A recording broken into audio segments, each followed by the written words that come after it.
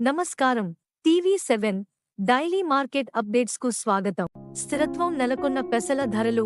దేశంలోని ప్రముఖ ఉత్పాదక రాష్ట్రాలలో పెసల ఉత్పత్తి పెరగడంతో పాటు రాబడులు జోరందుకున్నందున దిగజారుతున్న కందిపప్పు ధరల వలన పెసరపప్పు వినియోగం కుంటుపడుతోంది. తద్వారా అన్ని ఉత్పాదక ప్రాంతాలలో ధరలకు స్థిరత్వం చేకూరింది. పప్పు మిల్లర్లు తమ అవసరానికి అనుగుణంగా సరుకు కొనుగోలు చేయడం మరో కారణమని చెప్పవచ్చు.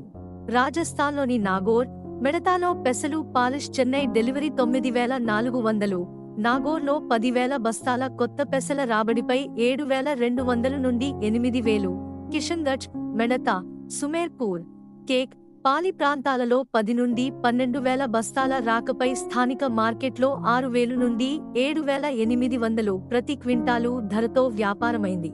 ప్రస్తుతం ఈ సరుకు ఉత్తరప్రదేశ్, ఢిల్లీ, మహారాష్ట్ర, తమిళనాడు పప్పు మిల్లులకు రవాణా చేయబడుతున్నది.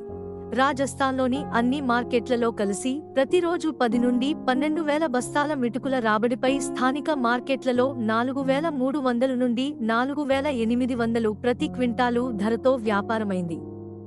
కర్ణాటకలోని గదట్లో 7,000 నుండి 8,011, బీదర్లో 6,050 నుండి 8,300 మరియు మహారాష్ట్రలోని లాతూర్, ఉద్గిర్లో 6,000 నుండి 8,800, గుజరాత్లోని రాజ్కోట్, జునాగఢ్ 6,000 నుండి 9,000, మధ్యప్రదేశ్లోని పిపరియా, హర్దాలో 6,000 నుండి 8,700 ప్రతి క్వింటాలు ధరతో వ్యాపారమైంది.